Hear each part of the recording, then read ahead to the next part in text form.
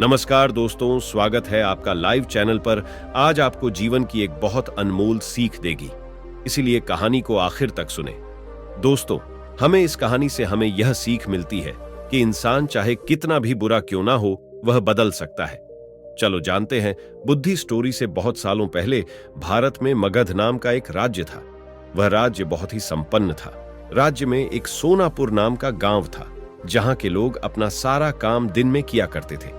लेकिन रात होते ही सारे लोग अपने घर के अंदर चले जाते और कोई भी रात के समय अपने घरों से बाहर नहीं निकलता था। लोग ऐसा बस एक ही कारण से किया करते थे, और वह था अंगुलीमाल।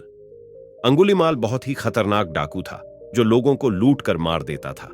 वह लोगों के बीच डर बनाए रखने के लिए मारे हुए व्यक्ति की उंगलियां काटकर उसका माला बनाकर पहनता था। अंगुलीमाल मगध के एक गुफा में रहा करता था। वह जिस जंगल के गुफा में रहता था, लोग वहां से भी गुजरने से डरते थे, क्योंकि सबको अंगुलीमाल से बहुत डर लगता था। एक दिन गौतम बुद्ध सोनापुर से गुजर रहे थे कि तभी उन्होंने लोगों को चिंतित देखा। लोगों को इस तरह से परेशान देखकर गौतम बुद्ध ने उन सब से पूछा, क्या बात है, आप सब इतने डरे हुए क्यों हैं? ऐसे में लोगों ने महात्मा बुद्ध के सवालों का जवाब दिया। यहां एक डाकू अंगुलीमाल का बुरा प्रकोप है। वह लोगों को लूट कर मार देता है और उनकी उंगलियों को काटकर उसका माला बनाकर पहन लेता है। इसीलिए हमारे गांव के लोग बेहद डरे हुए हैं। अब आप ही बताइए कि हम क्या करें। अच्छा, ऐसी बात है, तो फिर वह अंगुलीमाल रहता कहां है?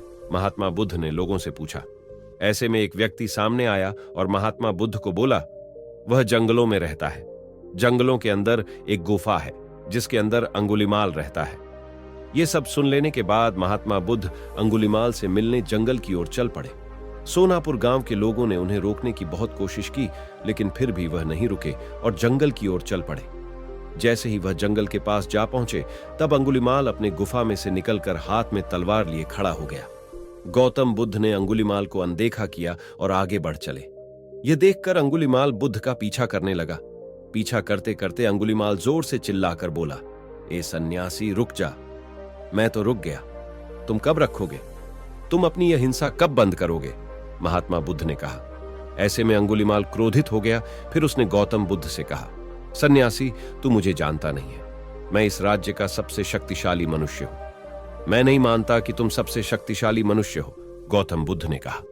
यह सुनकर अंगुलीमाल बोला, अच्छा, अगर ऐसी बात है तो तुम ही बताओ कि मैं ऐसा क्या कर जिससे तुम मनोगे।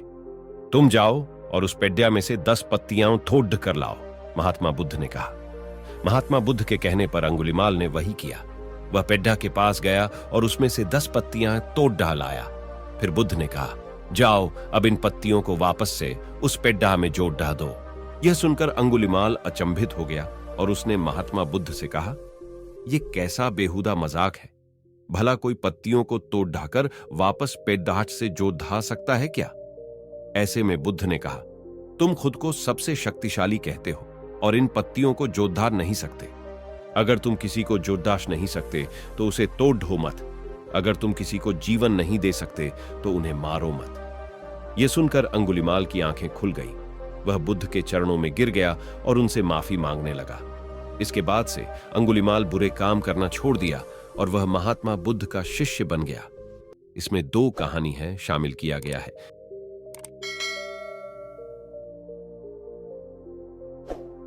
एक बार एक भिखारी अपने जीवन से परेशान हो चुका था, क्योंकि उसे अपने जीवन को चलाने के लिए भीख मांगना पड़ता था। उसे हर एक चीज के लिए भीख मांगना पड़ता था। इसी बात को लेकर वह दुखी रहता और दिन भर यही सोचता कि उसकी जीवन में बदलाव कैसे आएगा। ये सोचकर वह निराश हो जाता। वह हर दिन देखता कि बहुत सारे लोग निराश होकर, आंखों में आंसू लिए लोग और विभिन्न चिंताओं से परेशान लोग गौतम बुद्ध की तरफ जाते और वापस लौटते। समय वे लोग बहुत ही खुश होते थे। वह भिखारी यह नहीं समझ पा रहा था कि गौतम बुद्ध उनके साथ ऐसा क्या करते थे कि वे बेहद खुश हो जाते थे। वापस लौटते हुए लोगों के हाथों में ना तो ढेर सारे पैसे होते थे, ना ही सोने चांदी। तो फिर ऐसा क्या होता था कि लोग बुद्ध के पास से लौटते वक्त इतना खुश होते थे? ये सब सोचकर वह भिखारी भी निर्णय लिया कि वह भी महात्मा बुद्ध के पास जाएगा और देखेगा कि ऐसा वहां क्या हो रहा है कि दुखी लोग उनके पास जाकर खुश हो जाते हैं। वह बुद्ध से मिलने के लिए उनके पास चल पड़ा। जहां बुद्ध मौजूद थे वहां बहुत लंबी कतार लगी हुई थी, तो वह भिखारी भी कतार में लग गया। कतार में लगकर वह अपनी बारी का इंतजार करने लगा। देखते ही देखते उसकी बारी आई और उसने बुद्ध से कहा, बुद्ध, मैं बहुत ही गरीब हूं, मेरे पास कुछ भी नहीं है, मुझे अपना जीवन चलाने के लिए भी दूसरों से भीख मांगनी पड़ती है। अब आप ही बताइए कि मैं अपने जीवन को कैसे बेहतर कर सकूं।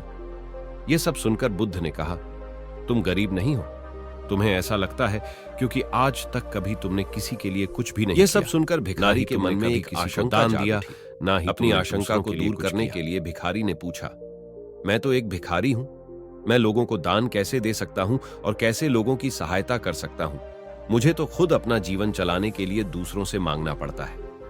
यह सब सुनने के बाद गौतम बुद्ध थोड़ी देर चुप रहे और फिर उसे बोले, तुम्हारे पास हाथ है जिससे तुम लोगों की सेवा में लगा सकते हो और दूसरों का भला कर सकते हो। इसके अलावा तुम्हारे पास मुंह है जिससे तुम लोगों से अच्छी अच्छी बातें कर सकते हो और दूसरों का हौसला बढ़ा सकते हो। ये सब करके भी तुम दूसरों की सहायता कर सकते हो। जरूरी नहीं कि दान सिर्फ पैसों से किया जाए, हम चाहे तो हम शिक्षा का भी दान कर सकते हैं, चाहे तो अन्न का भी दान कर सकते हैं।